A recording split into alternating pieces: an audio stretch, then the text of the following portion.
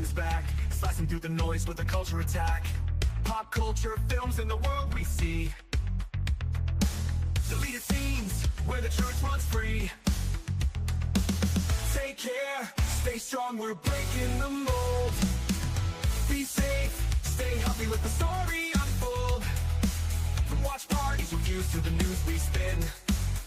Deleted scenes, yeah, this is how we win. Take care, stay strong, we're breaking the mold. Be safe, stay healthy, let the story unfold. From watch parties, reviews to the news we spin. Deleted scenes, yeah, this is how we win. Yeah, yeah. Steve out on your YouTube, bro, let's roll.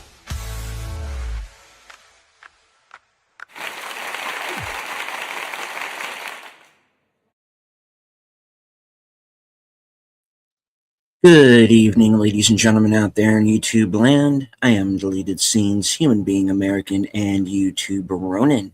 I'd like to welcome you to tonight's episode of Reserved Seats. Yes, tonight we control the vertical, we control the horizontal.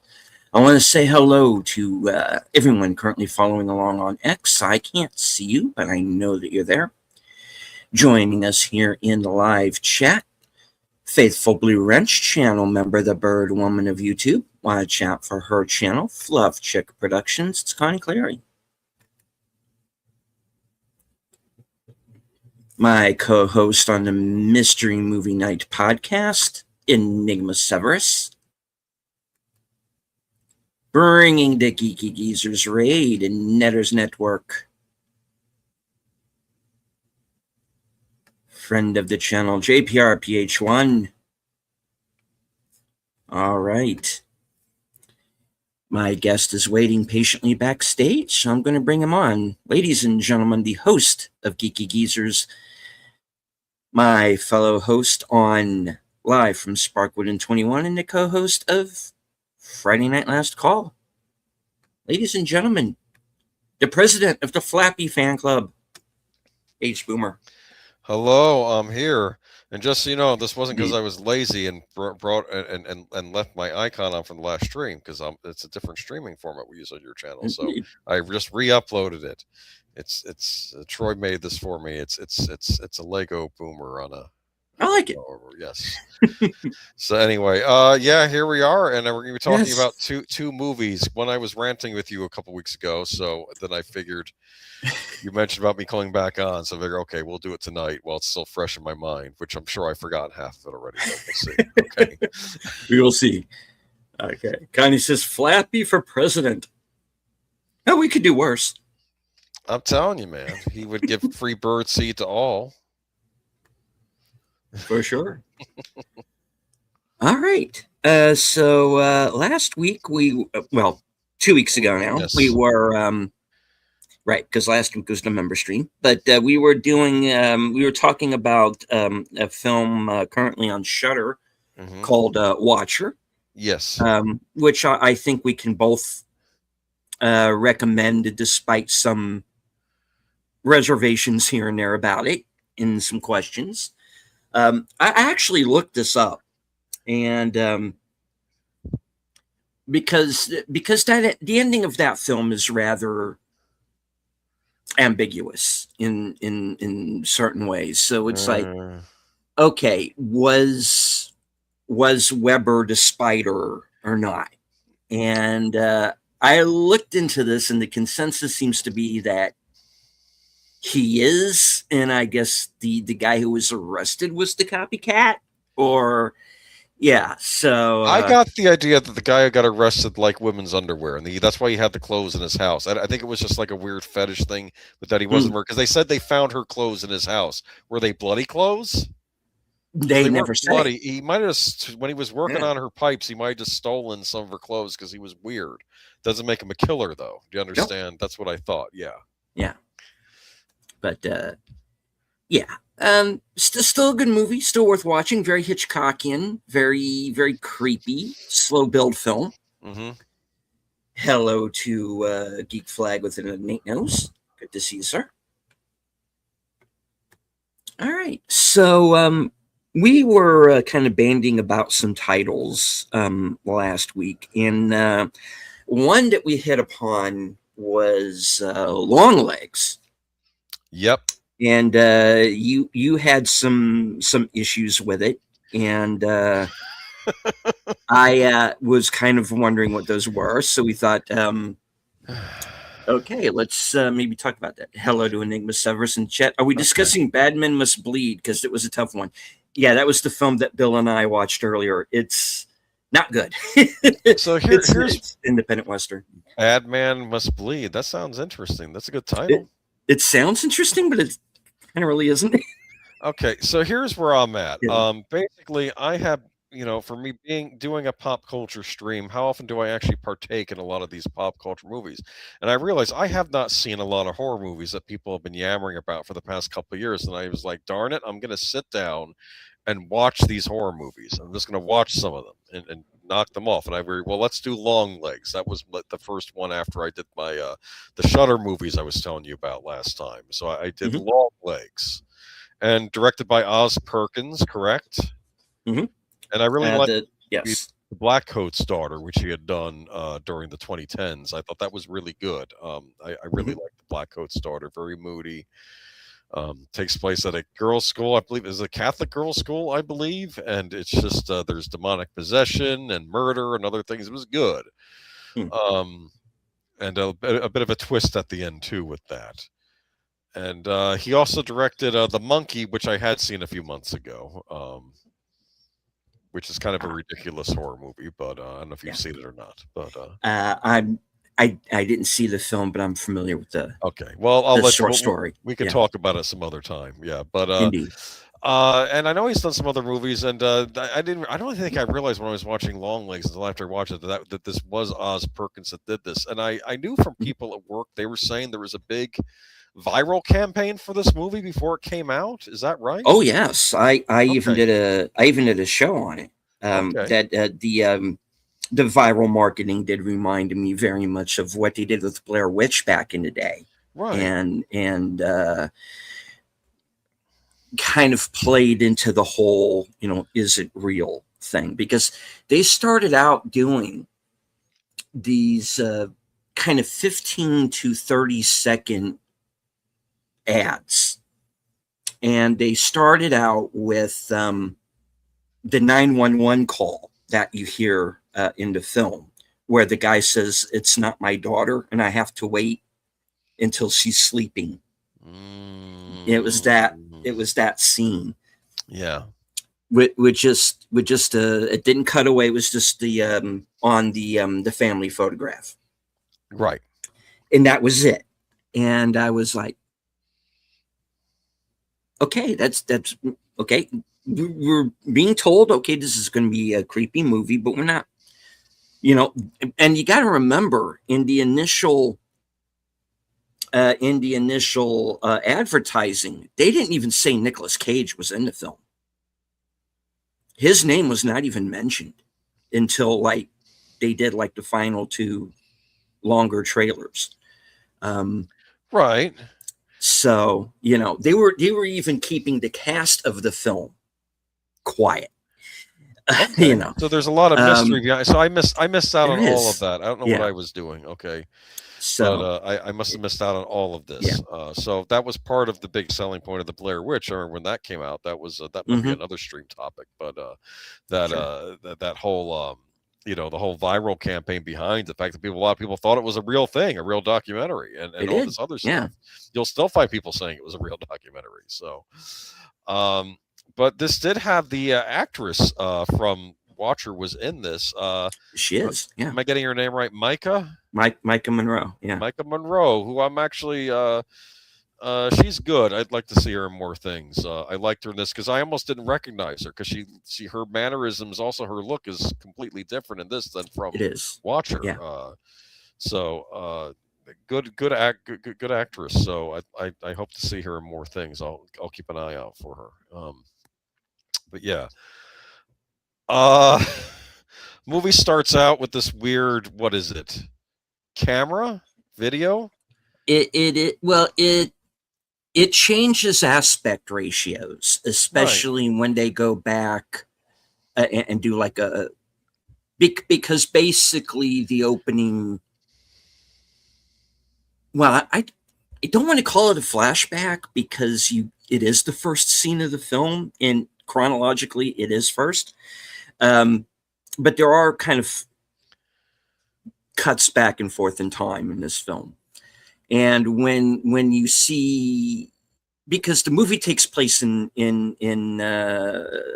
I think around 1990, it's like late 80s, early 90s is when the film takes place, and it cuts back to 1974, right? And that is where we get the opening. Okay, and the movie takes place in the 90s, right? For the most part, yes. Okay. This is where we get introduced to Longlegs. Is that right? Right. And whose face we don't see. No. Well, I mean, very briefly, we don't really see him fully until about halfway through the film. Right. And you just get kind of these very quick cuts, side views, what have you. So, he's almost like, they almost kind of hide him like Jaws quite a bit, and he's kind of obscured in a lot of ways. Yeah. And which just makes that when you finally see a very clear shot of him, which is basically the scene where he's basically just standing there, and that just goes to make that far more creepier. Well, the whole movie's creepy anyway, even before. Oh, it's a creepy movie. Yeah. The mood is perfect. Yeah. Oz Perkins he's got a good eye. I'm not, I mean, I don't want to act like I'm hating on this movie. I just, there's things in it that, in my opinion, make no sense, but we'll get there anyway. True. Yeah. Okay. So we have Weirdo. I don't know what he's talking about. He's muttering a bunch of nonsense, which I'm sure is important. Well, yeah, because what is he talking about when you first see him, and then as things progress, you kind of get what his MO is. Is it like you're my daughter now, or I'm your friend, or something like that? Yeah. I don't know. I'm just okay. He's acting weird. I'm trying to see his face. It's bothering me. Okay. Yeah. It's Nick Cage. Well, it'll bother you when you see his face. Well, I know. Yeah. I know what Oscar. You want to see more of Nick Cage? Just watch the Spider Noir series. Okay, that's not what this movie's about. Okay, yeah, that's don't get me started on Longlegs.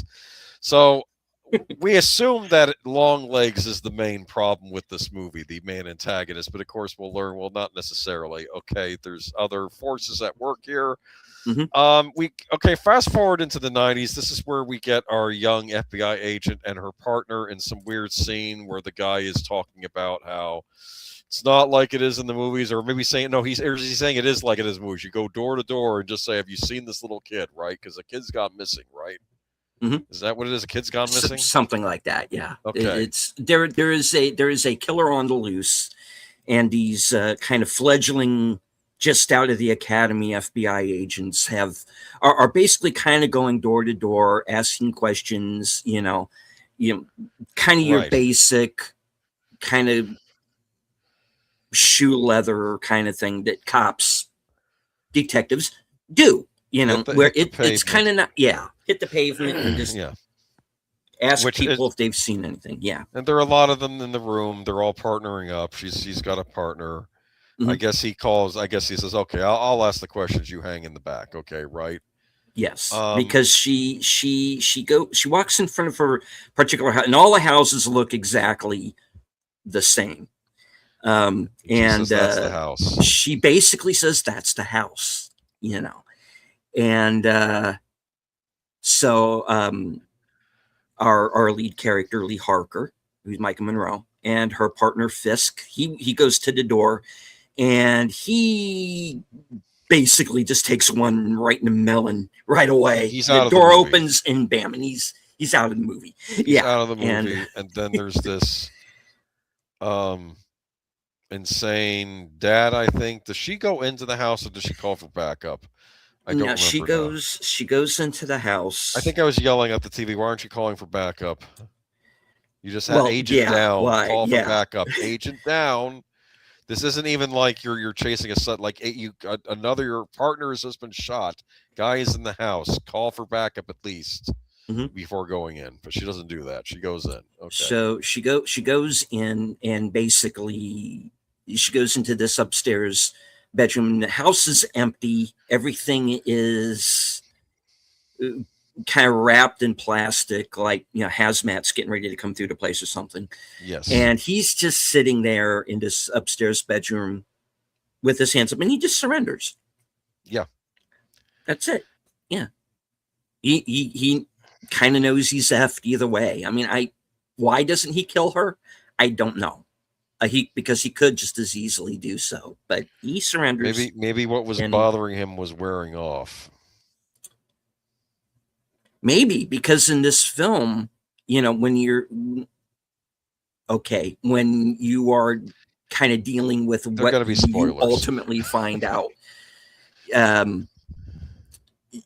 is it possible that he is under the sway of outside forces? There we go. Okay. He could be. We'll say what those forces are. Yeah. Not yet, anyway. Dark forces. Dark forces. The script called for. Well, here's the thing that I do want to bring up, is that this was a movie that was, when you get well, in the advertising, it was in, let's just say, the advertising that the general public got, and then there was what those of us who chose to look a little bit deeper got, is that this was a movie that was getting a lot of comparisons to Silence of the Lambs. And I think that people went in expecting this kind of grounded investigation type of movie, and it starts out that way. That might have been nice. And then it about halfway, it kind of takes a turn. Like I was getting some Millennium vibes. Like she has some kind of extrasensory perception. Mm-hmm. Frank Black could used to be able to see what the killer sees, and like, oh, is this what they're going for? She's going after killer, and she's got a bit of psychic thing. That's enough. You got me right there. No, but that's not really what's going on here. Anyway. Right. We see her in a car next with and this is what confused me too, because I knew this was a time jump. But I thought, was this a flashback to when she was starting out before she got a partner? But then I realized, no, I guess the movie is in sequential order. Okay, so she's with the who's the main FBI guy, the one that was talking about the Mariners. He was talking about baseball, and Carter. So I get the case. Yeah, Blair Carter. Underwood. Okay, yeah, and he has a partner too. And I guess she's like the newbie, but I don't know if she's with them because she's like the newbie, and they're showing her the ropes, or if maybe they have her along because they know she's psychic, and it's like you have an extrasensory person on the case.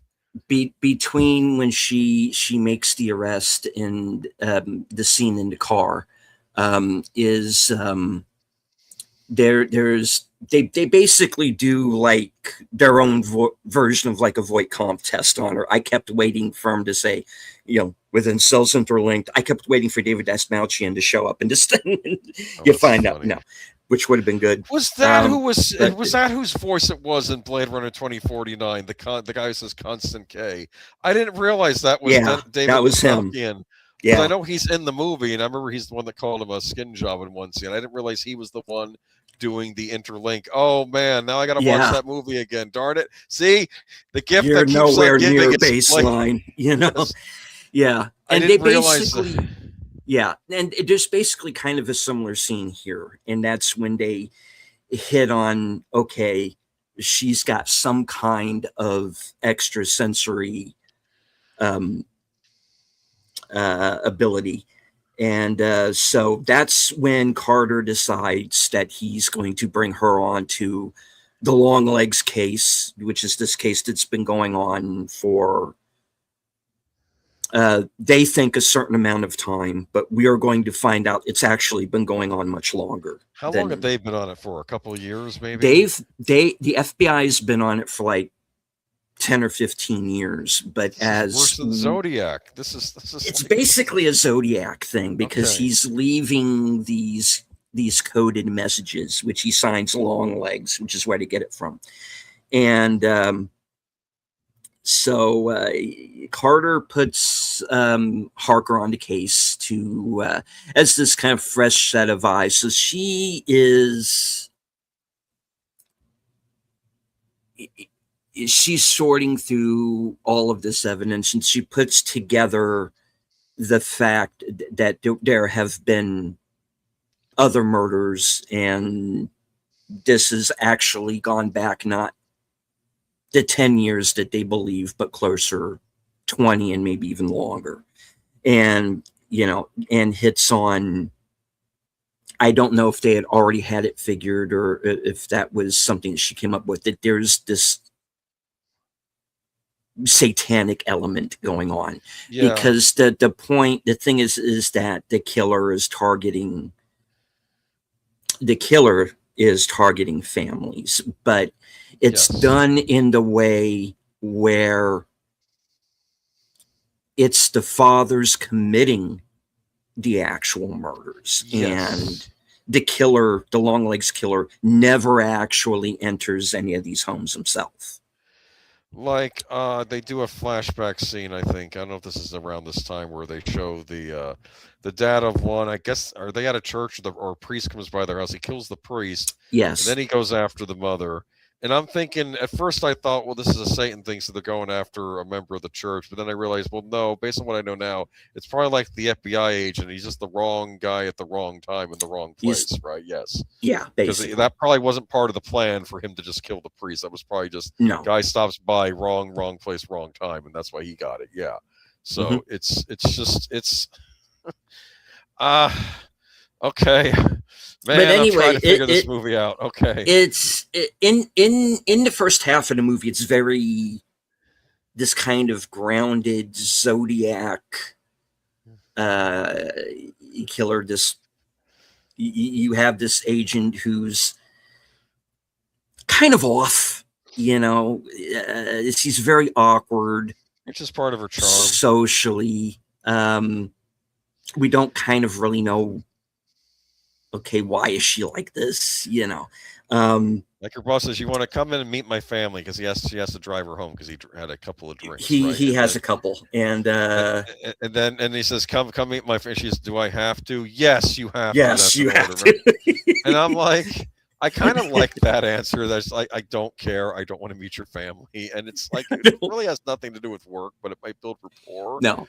With your coworker there. I mean, it's just, because she, in retrospect, she kind of reminds me of Matthew McConaughey at the beginning of True Detective. That first episode was like, come and meet my family. Do I really have to? It is very much that. And I love that. Well, season 1. Don't get me started on season 2. Oh boy. Season 2 seems to, based on what I've heard, kind of goes off the rails. I told you I was like 7 episodes in, and I realized what crime were they trying to solve, because I'd forgotten at that point. It was so flipping weird. I'm like, I don't know, did a crime occur and that's why they're seriously, I forgot. I didn't know what they were solving. I think there was a murder, but I don't remember. And it's like, okay, go ahead. Sorry. Okay. No. So she goes to, I like this movie. So she I'm goes sorry. to, No, wait. Sorry, well, go I'm sorry, I'm being rude. Sounds like the FBI agent from The Frighteners. I am surprised Jeffrey Combs is not in this movie. Well, it's interesting how the FBI treats her. I thought they were going to treat her as like a specialist consultant that they bring with her on cases, kind of like a Frank Black type. I thought this is what they were sort of going for, like a Millennium style thing. Have we gotten to the part where she's alone in her weird house, which I want to say is like a cabin or a tiny house, or it's like in the middle of the woods, right? She has this home in the middle. It's bizarre. Kind of in the middle of nowhere. And It's like one of the. It looks like a build your own house, like a lot. I almost felt like a lot of glass and a lot. a Like, lot, which is kind of surprising for this character, is that you wouldn't. I mean, she's got like. Well, I mean, I'm also kind of wondering. Okay, because Longlegs,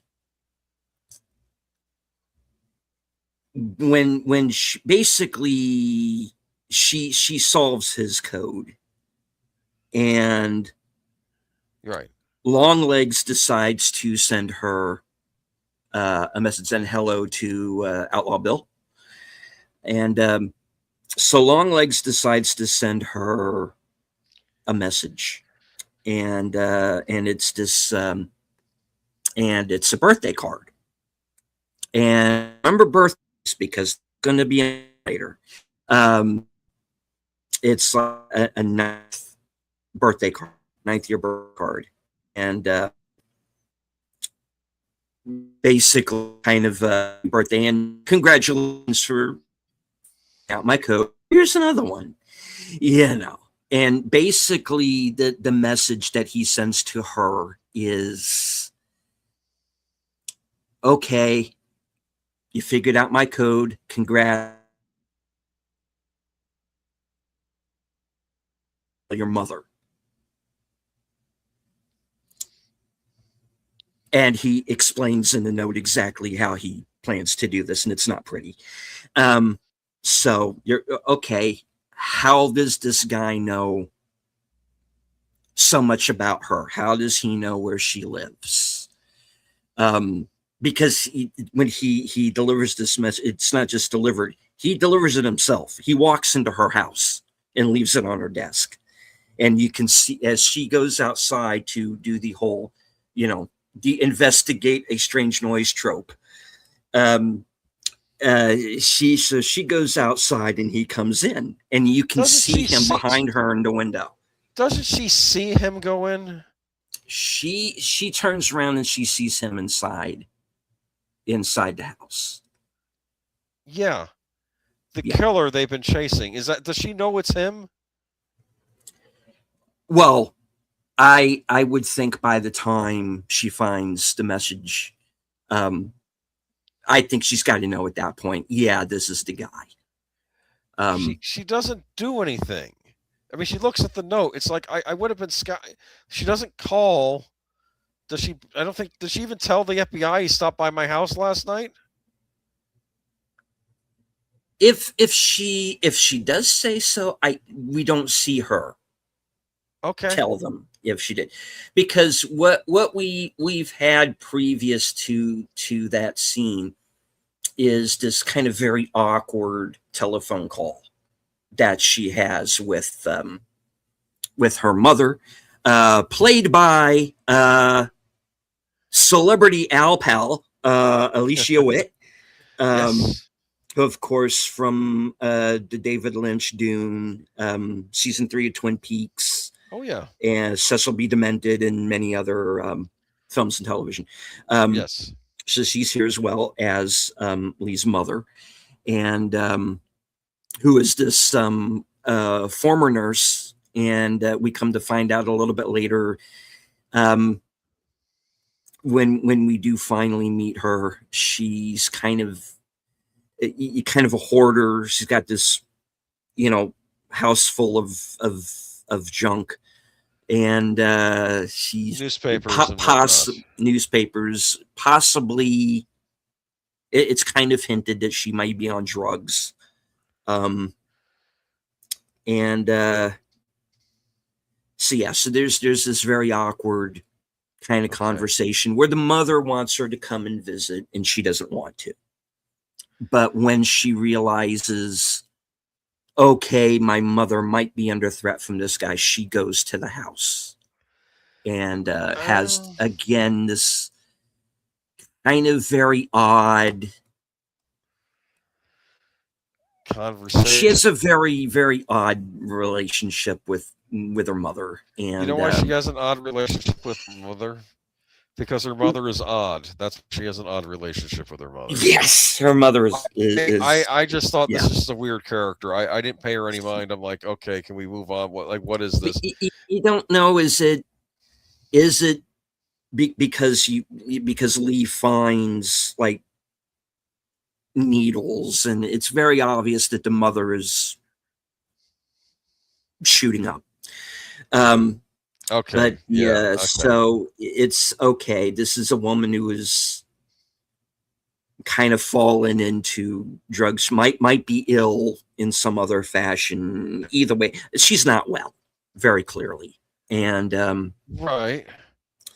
So she mentioned something about her saying a prayer at some point, or is that when she was in the hospital? Well, the line is it was her mother asks her, "Are you still saying your prayers?" And she says, "No, because prayers scare me." So yeah. And the idea that you're getting when you get to the flashback sequences where you see the mother when she was still more or less sane is they're by themselves. There's no reference to Lee's father, like at any point at all. I looked for it. They don't even mention a father. It's 1974. Maybe he got killed in Vietnam. You don't know, because I think in one scene that I remember like a folded flag being in the background in one scene, or maybe I'm just remembering wrong. But that's kind of the idea that I got. Anyway, the father is out of the picture. He's not mentioned, and you don't see hide or hair of him. And I kind of almost get the impression that it's very much a Margaret White Carey relationship, but not without the religious zealotry. I kind of got that vibe out of it. Like, this is almost like a movie in itself. Are these, What? That's kind of the idea. I don't know. The mother's. I'm like, okay, can we move on to the murder case? That's what I was thinking when she goes by. Stop by the mom. It's like, yeah, the mom's just strange. Okay, the mother is strange, but we're not really suspecting anything at this point because all we know is that the killers threatened the mother. Hey, continue investigating this, and mom's going to get it. You know what I'm expecting at this point? I'm expecting Nick Cage, man. And we get him eventually, and sure. We find out. All right, so when we dig a little deeper into the case, they are led to Lee and Carter are led to a farmhouse that was owned by the Camera family, which is the family where the priest is killed. Only in this case, the daughter is not killed. She survives. Okay. And so we have a surviving victim.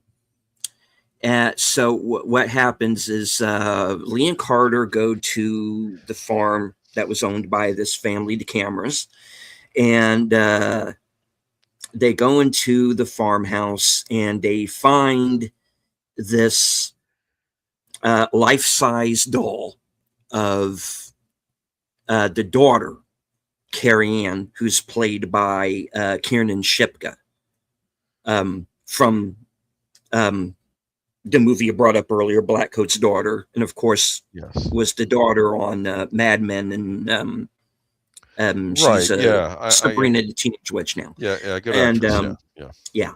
So so she has survived, but she has ever since been in a mental institution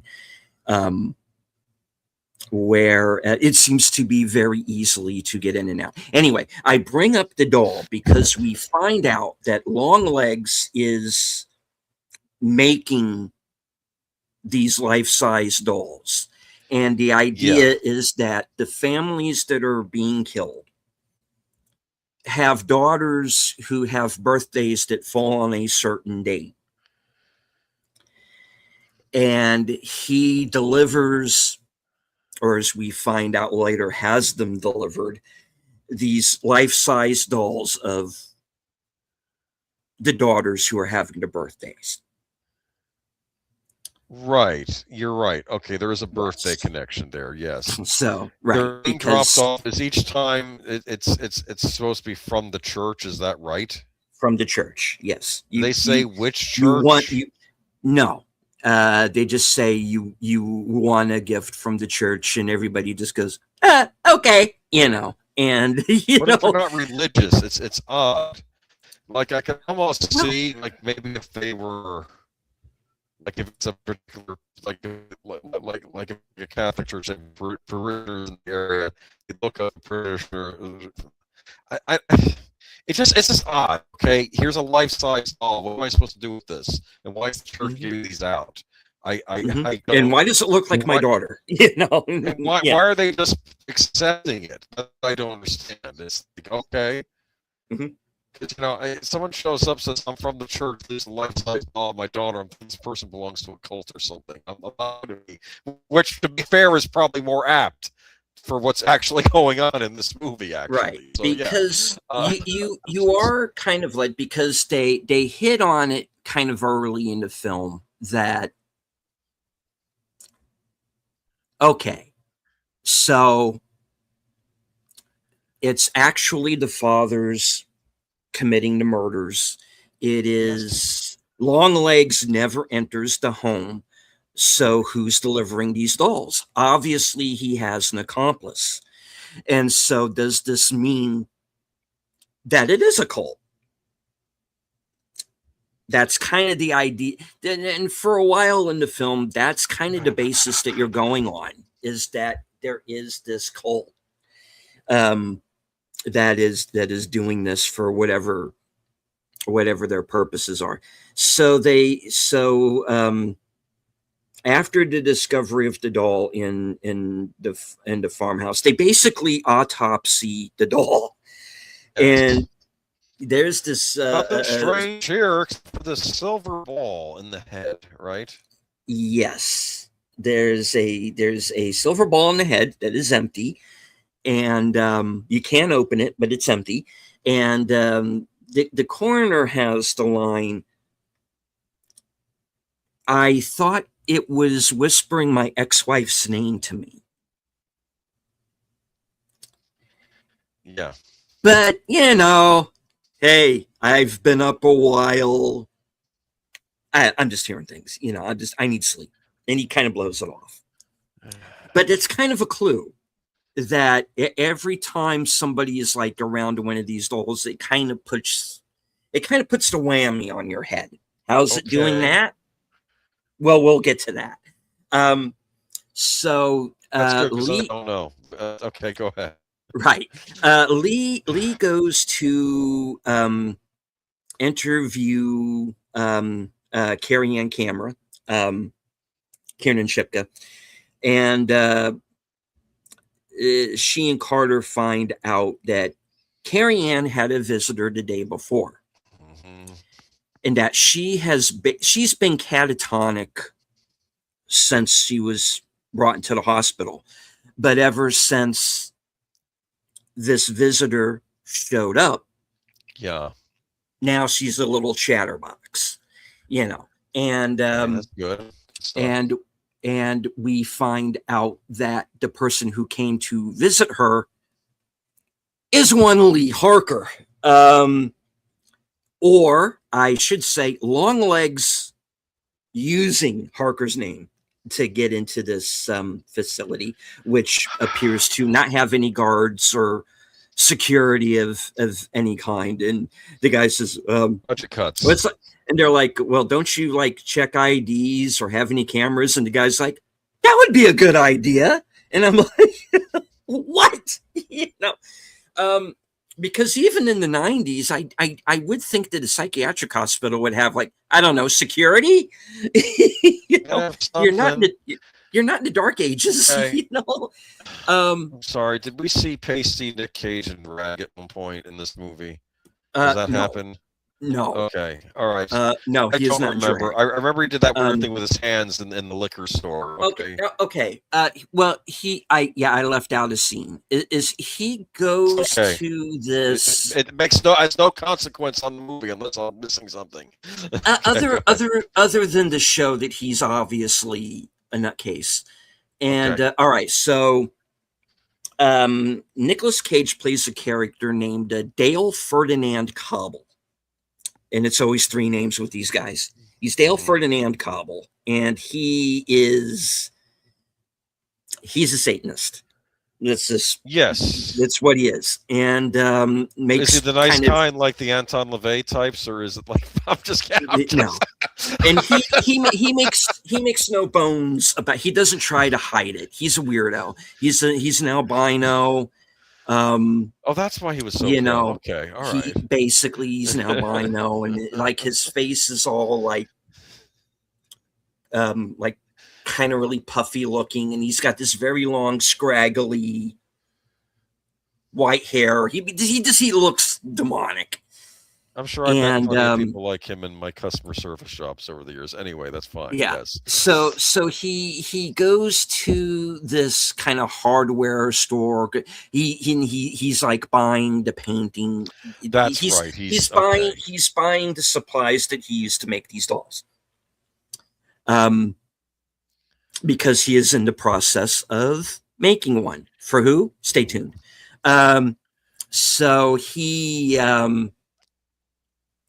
has this whole weird freak out in the car because the young girl at the desk, who seems kind of stoned herself. I just thought she was bored, but that's fine. Bored, or maybe Okay. I don't know. She Okay. she kind of, either way, Okay. it kind of looks like she doesn't want to be there, and she's even less thrilled with having to deal with Dale Cobble. So He's a whack she job. kind of, yeah, obviously, and she kind of, Dad, that creepy guy's here again. Yeah, because he's a And creepy guy and he's bugging the young lady. I get yeah, it. Okay. and he's has this kind of freak out as he's driving away, and and What's after the freak that, out? I'm responsible for all this evil stuff. I'm gonna get you or something. Like I was half Mommy! expecting. I was all half this, expecting something to happen to the girl at the counter. I thought that was gonna be like a victim, and there was gonna be like a series. No. And I'm not entirely unconvinced that something didn't. Okay, To be all right. honest, I don't know. I'm expecting to see Longlegs in a movie called Longlegs, and I feel like we see Yeah. very little of Longlegs in this movie Well, called Longlegs.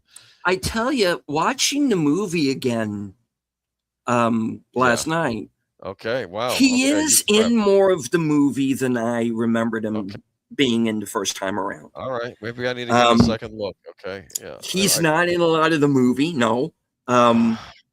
There's you have the scene at the beginning, and then he's kind of gone until about 40 minutes in, and then you kind of get him on and off and on.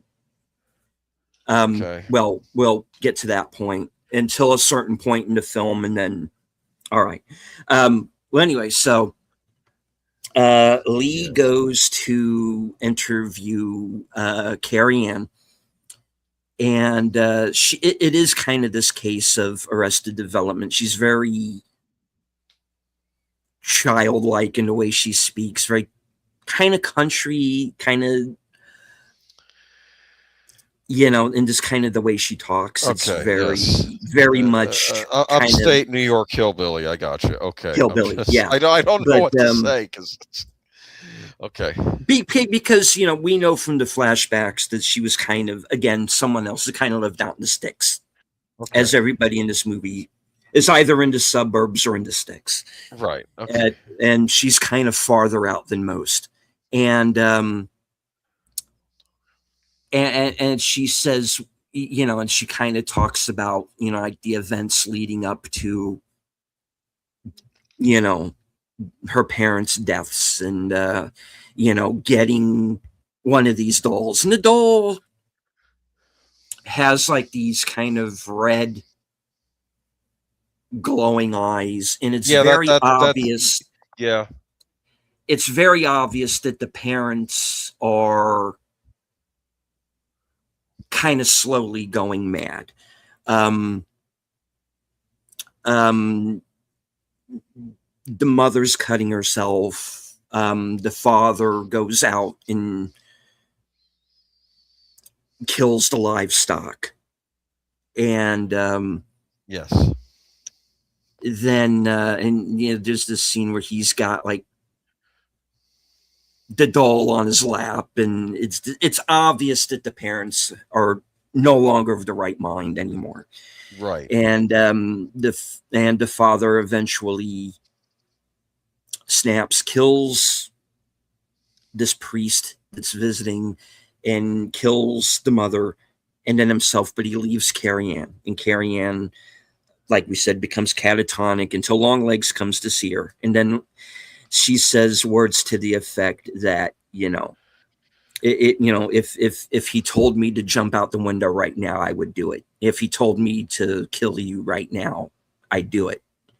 You know, so she's very much under his sway. Okay. You know, much in the same way that the parents seem to be. And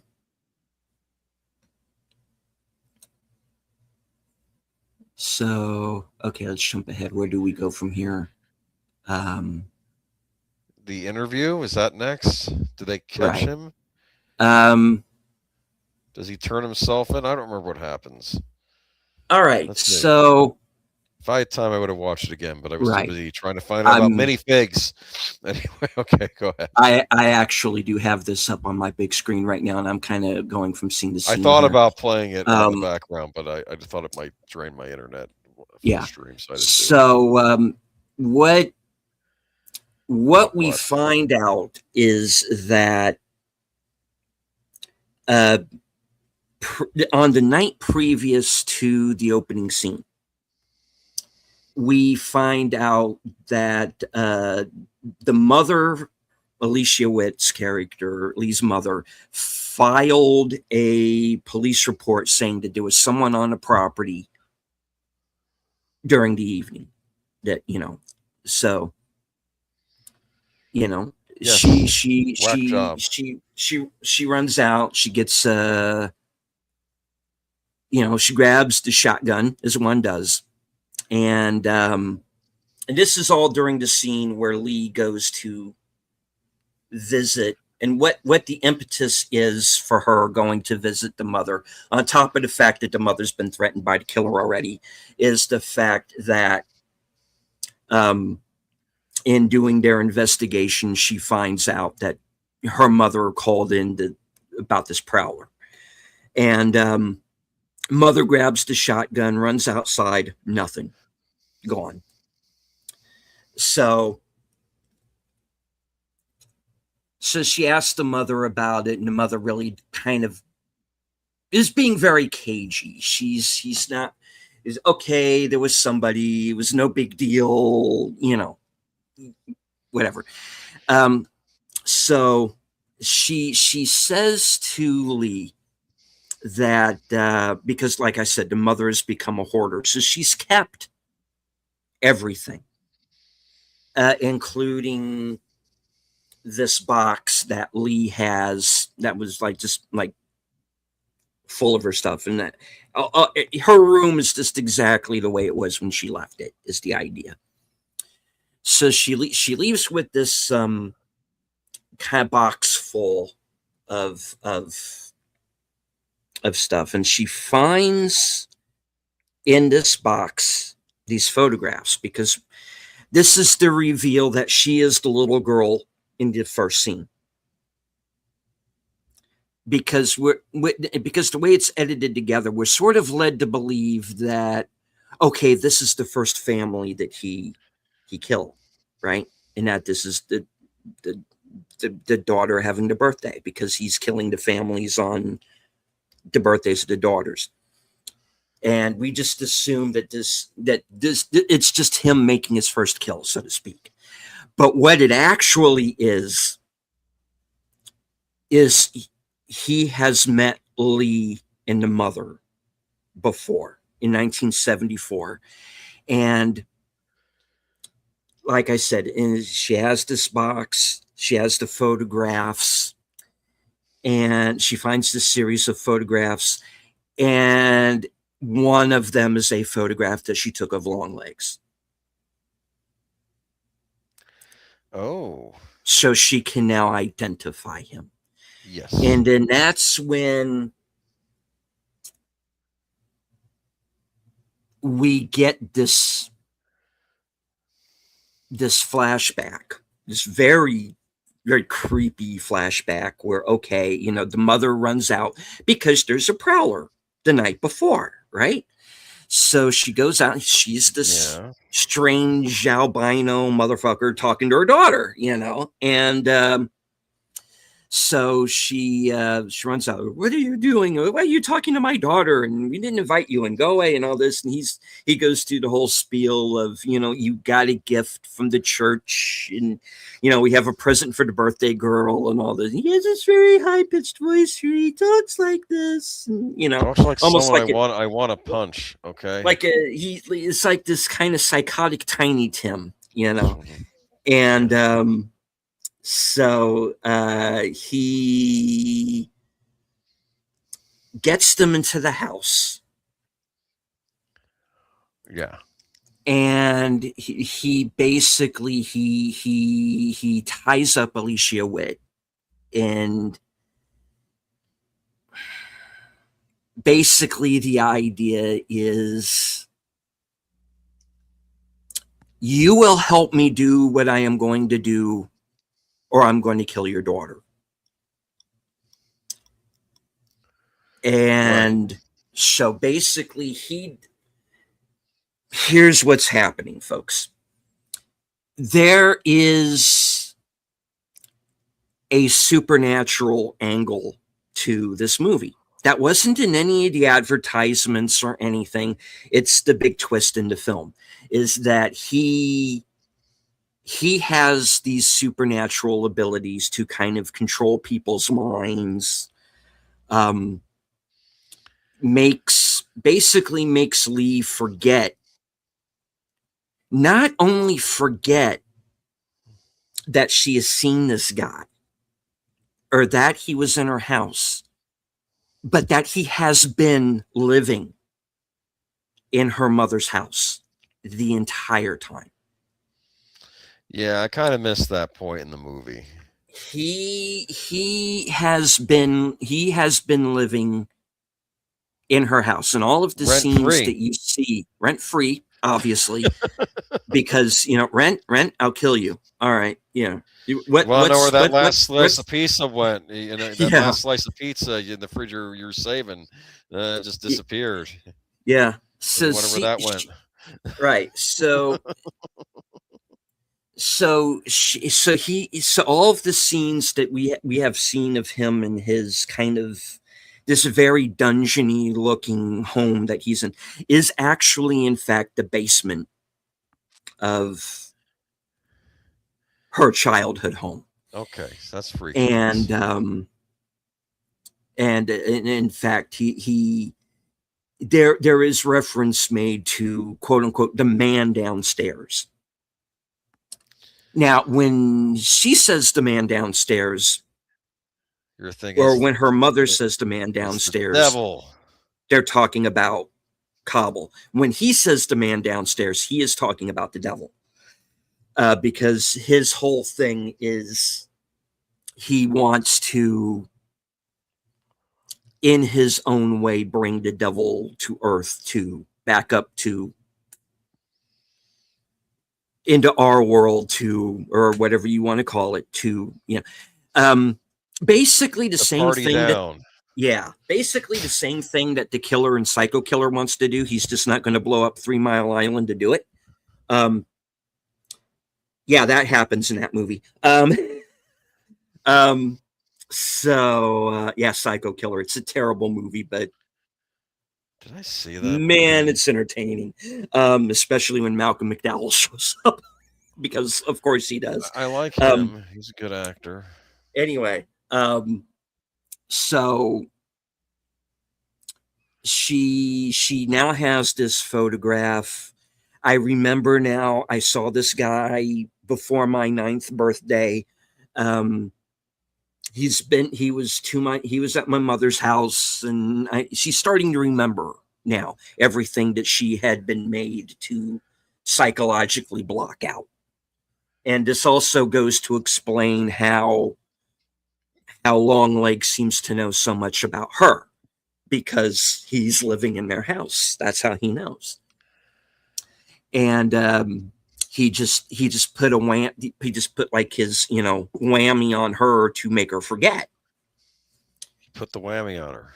Yeah, that's how I'm putting it. So she's got his face. They very quickly get a name. And even though we have seen him driving around in a vehicle of his own, he is very suddenly at a bus stop out in the middle of nowhere. And that is when he's got 2 suitcases, backpack.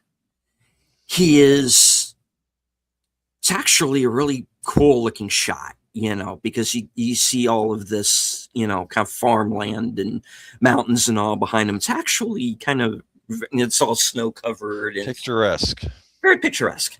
And he is very quickly surrounded by local police and FBI.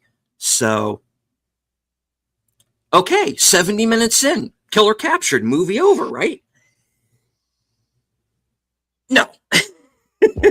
Well, for starters, does a murder happen? A father murder happen?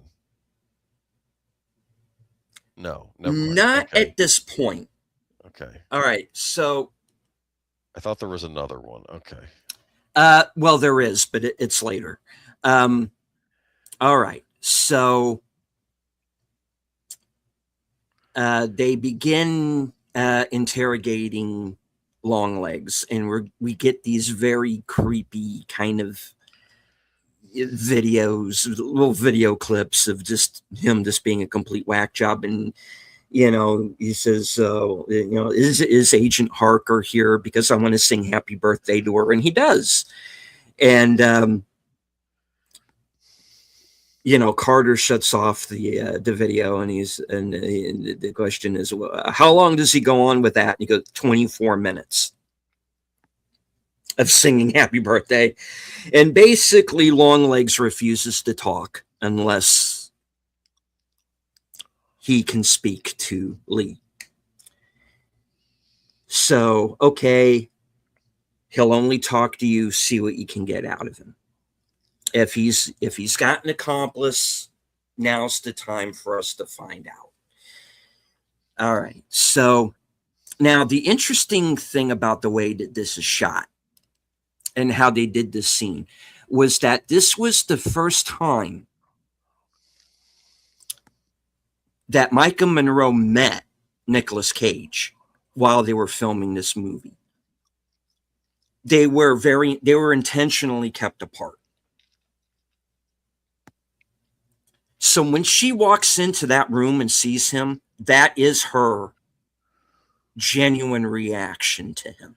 Yes. And he and the way they, like I said, if you did not know this was Nicolas Cage, I don't know if you would have been able to recognize him or not. You'd just be going, well, who's this creeper? Because like I said, the way they have him made up in this film is just, it's completely, his face is all puffy, he's completely white. They did something to his nose where it kind of almost hooks up.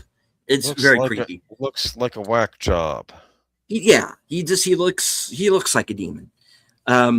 Yes. So they have this.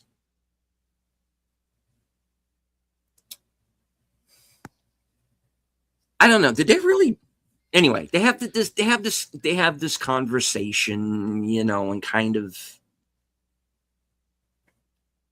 everything kind of comes out, I guess. And Yeah. Longlegs does himself in. Yeah, he bashes his face into the table. And he self-deletes. And this is before they can find out who the accomplice is. Does he break his nose, and like the part of the nose goes into the brain and that kills him, like Bruce Willis did in that one movie? What was The Last Boy Scout, where he punches the guy and the piece of the nose goes into the right part? Because I don't know how he died exactly. I mean, I could see just by bashing his own head against a table. I guess that's what he did. That's what he did. Yeah. Okay. And so Longlegs is out of the picture, and he basically, before he does so, he gives this whole kind of manifesto as to kind of why he's been doing all of this. Does he explain why? Like what? Why? And he kind of does, and it's okay. It's basically is that he, like I said, he is a Satanist. He wants the devil to come back and party time. And basically the idea is did the devil leave? Because the devil seems pretty present in this movie. Like, what is the goal here? Well, he has the line, "I want to spread a little bit of him everywhere." Okay. And that's what he's trying to do, is that it is like I've said in past shows, that death by corrosion. And that's what he wants, is that sense of dread that, right. There's no hope. There's no God. Screw you. So I'm going to bring back the devil. And but it doesn't make any sense. Well, what it is, what is Christian that theology is this operating under? Is or is even like what are the rules for the devil in this? I mean, I saw The Witch. That was like Puritan theology, right? Okay, like what's the devil's master plan? I thought the devil's master plan is I'm gonna corrupt souls. Well, when you're controlling a dad to murder his family, that's not really corrupting a soul. I don't know what the master plan is, and I get it. Well, maybe the devil just wants to be a jerk. Okay, fine, but for how many years, decades and decades? It doesn't make any sense to me. And good night, Enigma. He's leaving, I don't know. What I am not positive 100% on. Like, and maybe like this Hellraiser, he's drinking the blood so he can get physical form. I mean, I don't know what this is. Okay, go ahead. Sorry. Well, I don't know what the master plan is. Maybe this gets cleared up in the commentary, or and maybe there's like a scene that got cut out that explains it all. But my idea of what I don't know if it is necessarily the devil trying to work through this man, right? Or if he is just kind of making up his own satanic theology. But here's the deal: this is where that falls apart, because there is something in those dolls. Yes, there is obviously something supernatural in there. So what? Well, I mean, that kind of says to me that, okay, this guy is the real deal, Yeah. Okay. Yeah. How he's doing the mind control thing. What are in these silver balls that he's putting into the dolls? what that Is is. it the demonic spirit? Is that what it is? Like, because the devil doesn't have a physical form, so they stick him in a doll, and he goes, "Ooh, let's get the dad to murder the wife and child, and I will do." Well, I don't really know what I'll do because it's not really accomplishing anyway. I think I want to damn these people to hell, but if they're not in control of their actions, I can't really do that. But that's okay. This is what I don't understand what the plot is. If it's like he needs like murder to like, I don't. It's because the people are doing this stuff against their will. That's what throws me off. Yeah. Like in the movie Needful Things, what is the devil doing? He's trying to get people to do bad things. Do you understand? To cause harm, intentional harm to others. To get you've seen Needful Things, right? Not all of it, but enough to understand. Because there's like two versions of that. There's like the theatrical 2-hour version, and there's like a 4-hour. I've only seen the theatrical. Apparently, the 4-hour version, people are saying it was going into Twin Peaks territory because it goes into the townspeople more, like their weirdness. But no, but the idea behind Needful Things is though that's in my opinion the best movie I've ever seen about the devil because it's very clear he's this old man that gets people to do horrible things, and like things get worse, and even when people do small things like a little prank, it makes things worse. You understand? He's trying to get the town to tear itself apart by having them things go small and escalate. Do you understand? Right.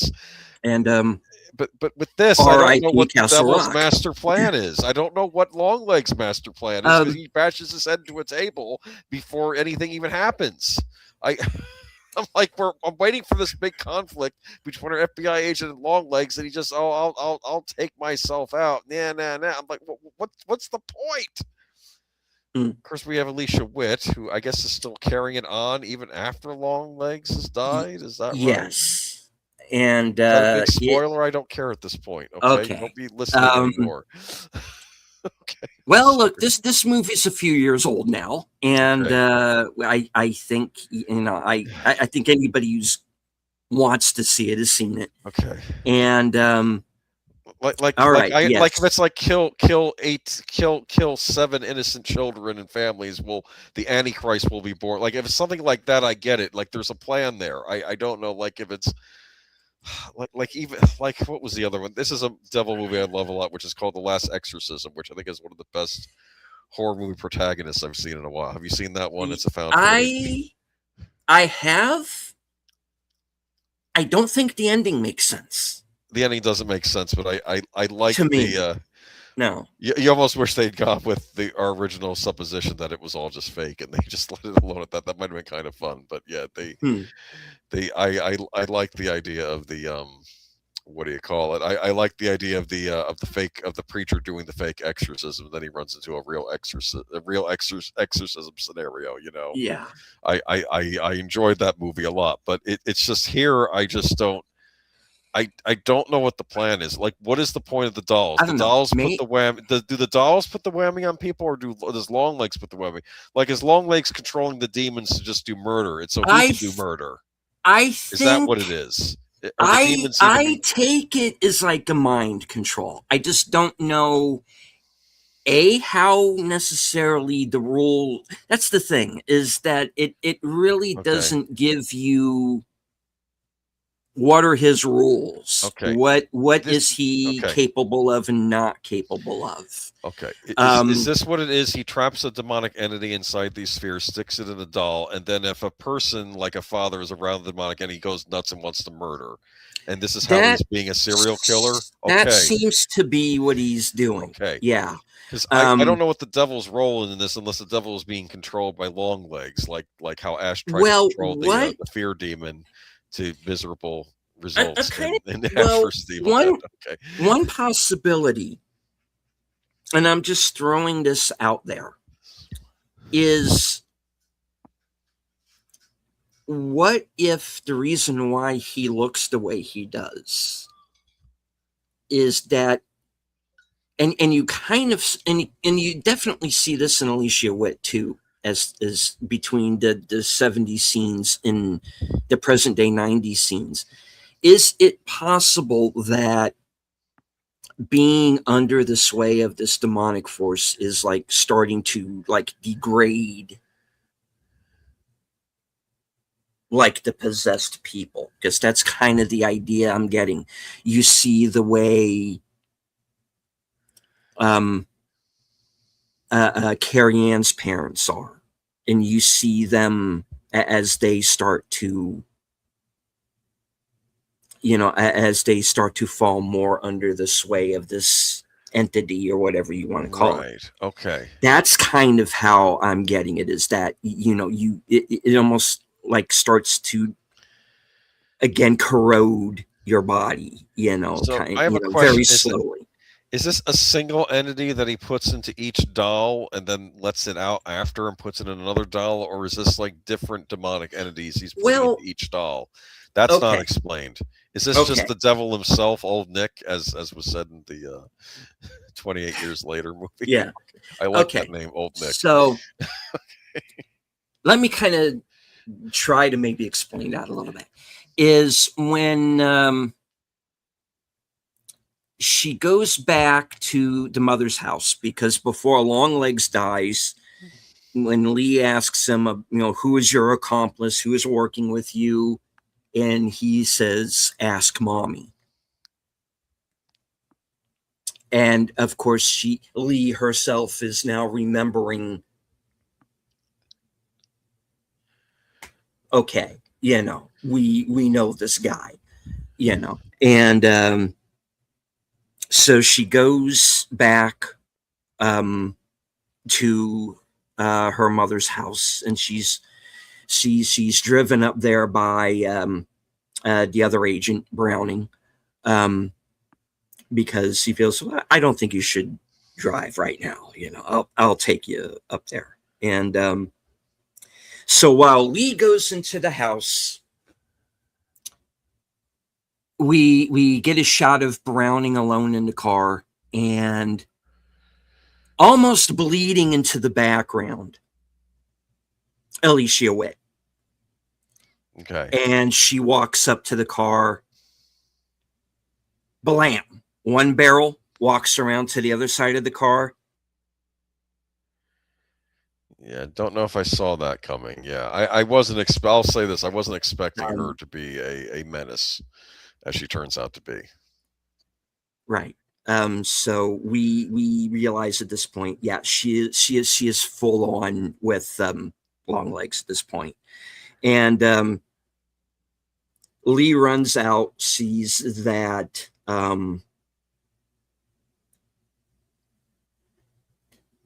Browning's gone and her mother has done it, and she chases her mother around to this other side of the other side of the house, where there is the life-size 9-year-old Lee doll.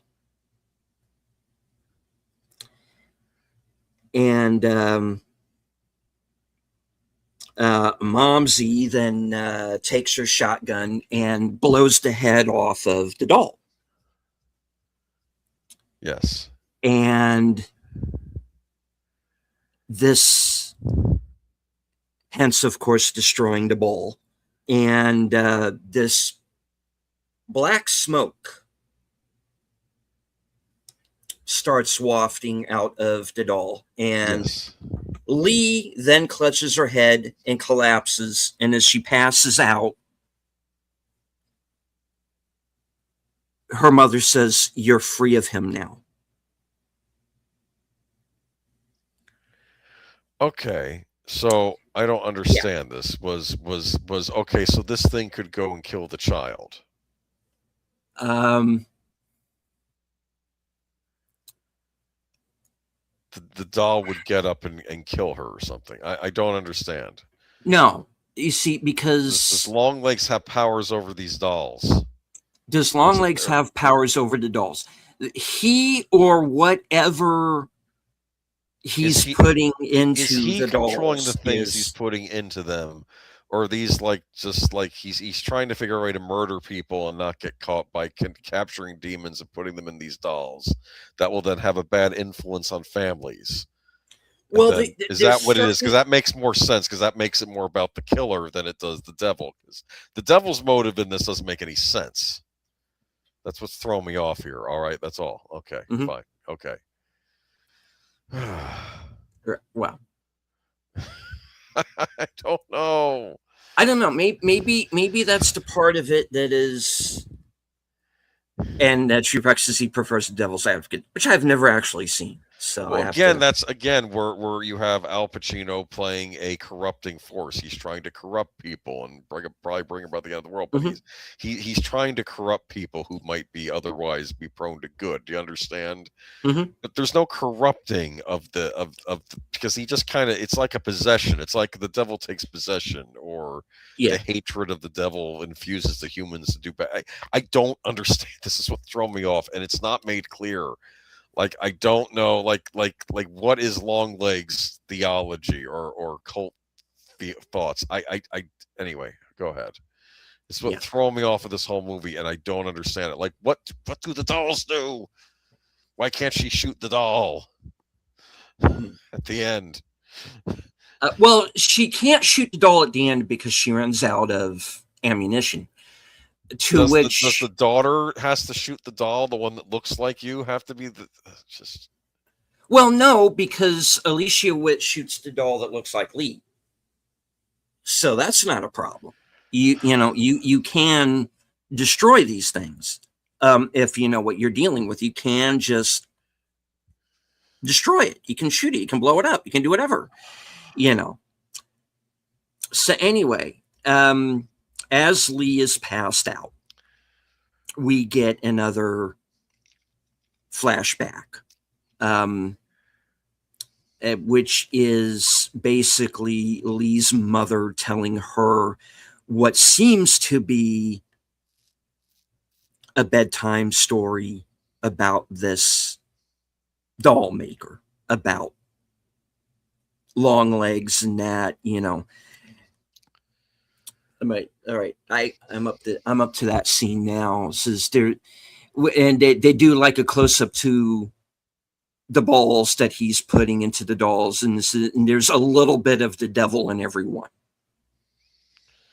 Okay. And that the line is, he made the little girl forget.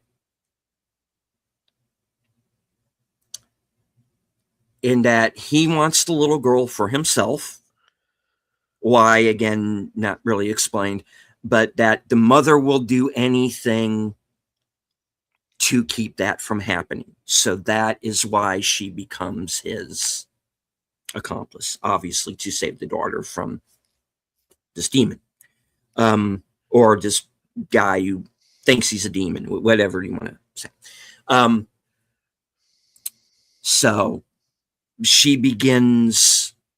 is the one who goes into the home with the dolls, and she kind of becomes his delivery woman, basically.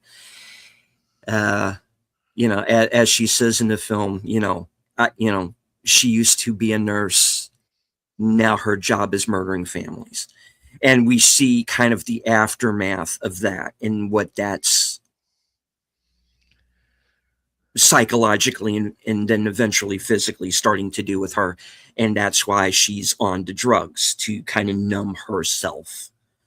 And it's just this very, and Alicia Witt is so good in this movie because she just, yes, yeah, you feel so sorry for her, because, and then at the same time, you kind of wondering, this is also the woman that took out at the age of about 8, took out one Baron Vladimir Harkonnen with a sandworm. How come she can't take Nicolas Cage? But anyway, I don't know. That's not the thing with these kids that are getting killed. Because part of me thinking, is this like Lucy Butler on Millennium, where we're eliminating future leaders that might do good in the world? Maybe that's why. Maybe these particular families are being targeted because they might produce people who could be of benefit to the world and make the world a better place. So let's that would be an idea that would make sense. I go ahead. Obviously these are like religious families, because the fact that someone, and she's dressed like a nun for one thing, Yeah, so I guess she is each time. I thought she was dressed like a Quaker in one scene, but I guess it was always kind of this. Well, she's kind of dresses like that anyway. This kind of very, kind of Quakerish, kind of, um, Okay. is someone that you don't see as a threat. So, of course, naturally, you would let her in, because I what mean, would that it's the hurt? You 90s, know, so I guess it wouldn't well, be the as weird 70s as at that today. point, too. But, yeah, either way, so you don't see her as a threat. These are probably religious families, which are it's kind of the idea that I'm getting because, the cameras do call a priest, even though they're starting to degrade. There is, a crucifix up in their house, so obviously they are religious, devout people. Um, but anyway, yeah, we only got a few minutes. So, kind of long Okay. story short, is Check out Weapons. I'm kidding. We'll do that another time. we'll do that next. And yeah, Weapons is the better movie. I do agree. But all right. So who have we met that has a birthday coming up? And that is Ruby Yes, Carter, of course. Carter's daughter. Yes. So, okay. When Lee wakes up inside the house, when she somehow I guess her mother left her in the basement. She gets up, the phone is ringing, she gets a phone call, and it's Longlegs. It's Longlegs' voice Oh, saying, "You're going to miss Ruby's birthday party," because when she was at the house earlier, the daughter invited her to a birthday party. So when she races over, now using Longlegs' original vehicle, because Mother's got the bug, and well, Browning is kind of all over her vehicle, so that's nice. undrivable. And so she hops into Longlegs' car, races to Carter's house, where, of course, her mother is already there. She's already delivered the doll, and Carter is already under the sway of the doll. And the mother is also kind of starting to act weird, too, as the scene progresses. And it's so Carter takes his wife into the kitchen and kills her. He then comes at Harker with the knife, and she kills Carter. Right. And so,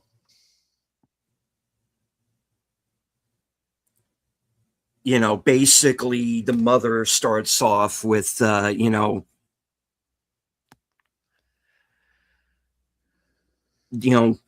we have to complete this. It's too late, We, basically. we have to It's set finish the in plan. motion, It's right? too late. It's done. We have to kill the daughter now and all this. And she puts her last round right through Mom. Yes. So Alicia is gone. And we think that the threat is gone, but we still have the doll. Yes. All right. Now, here is my theory on what happens at the very end of the film, because Lee says to Ruby, "We have to go. We have to leave. Let's get out of here, because we got to get away from the evil, so to speak. Yes. Because The evil. because the mother starts going into, before she died, she went to this whole thing of, we're gonna burn and twist and burn and all this, and so she's just a full on. She basically becomes Longlegs by the end of it, Right. and so Lee, since she has seen her mother destroy the doll of her, she's going to destroy the doll of Ruby. But she is out of bullets. And she can't. So my thought would just be, okay, you're in a cop's house. He probably has a gun.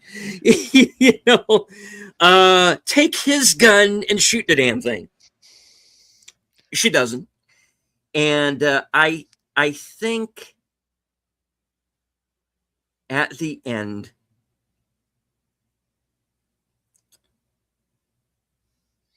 Yes. is she gets taken over by the evil and the doll. Okay. That's what I think happens. The Now, little girl or I think both. okay. Because I'll explain. I'll do it this way because this I know about. It's not in the film. The ending in the scripted version of the film takes place present day.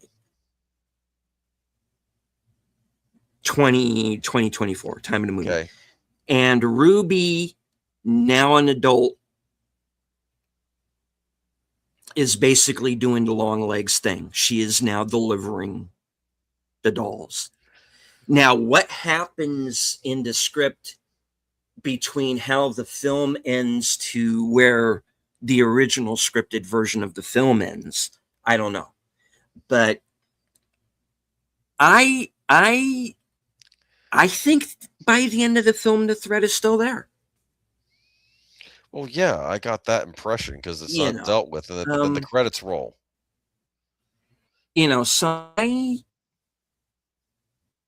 then it ends, one look at long legs, and I'll say it's the end of it. And I think it just opens it up for another film. Well, we'll see. Let me know if Freddy Krueger shows up. That'll be fun. Anyway, do I pretend to understand everything in the film? No. I recommend it off the basis that it is, hey, it's a horror movie, and yeah, it's creepy. It's got some good actors in it. I recommend check out The Black Coat's Daughter, Oz Perkins. I do need to see that. Okay, there you go. Well, that's where I'll leave this. But maybe I'll rewatch Long Legs someday and have a new opinion. But give me a couple of years. But anyway, I know it's getting late. I know. Yes, because we do have to get everyone over to Troy's channel for tonight's episode of Doctor Who, which is going to bring back, which is the first appearance in season 2 of the Daleks since we last left them in. That's a good storyline. Yeah. Yeah. So, all right. So, Boomer, what do you have coming up? Nothing. You can check me out on your show, Sparkle 21 on Tuesday, and Friday I'll be on with Troy to talk about. We had something to talk about. What was it? Why am I blanking now? Okay. Well, I'll be on last call. Okay. Yes. All right. And as for myself, of course, as Boomer said, Sparkwood 21. If you are a member of Troy's channel, tomorrow night, last call members night at the movies. And it looks like it's going to be, unless the poll has changed since the last time I looked at it, it looks like it's going to be John Carpenter's Vampires is going to be the movie. So join us if you're a channel member over on Troy's channel. Join us for that. I'll be on the panel. Tuesday, Sparkwood 21. Thursday, I am going to be joining Outlaw Bill for Action Theater, and we will be watching Raiders of the Lost Ark. I've heard of it. Little movie, little independent film from the from 1981. Yes, it has something to do with I think archaeology and fedoras and stuff like that. But you might have heard of it. And I think it's directed by some Steve somebody, I don't remember who, but Evil yeah, monkeys. yes, Evil and monkeys. right, and let's see, later that night, my program Coming Attractions. Well, you get to find out what I'll be doing in the next week, up to and including my appearance this upcoming Friday night on Films with Friends over on Big Al Presents at a special time this week, 7:30. 7:30 Eastern, 6:30 Central, and this week's movie is Capricorn 1. Oh yeah, O.J. Simpson. Oh, yep. I'm expecting a lot of OJ jokes in the chat. It's an interesting movie. I remember it. Yeah. Alrighty. So, Boomer, any last words before we wrap it up and send everybody over? Yeah, if someone comes over to your house and says, "Here, it's a gift from the church, and it's a life-size doll that looks like your daughter," just say no thanks. Yeah. Or at Good advice. Ask which church, so you can call and verify that they're giving stuff out. Okay, that's all. Yeah. And as I always say, at the end of every broadcast from HQ and all points north, south, east, west, and beyond, good night, take care, stay strong, be safe and healthy, because this is how we win.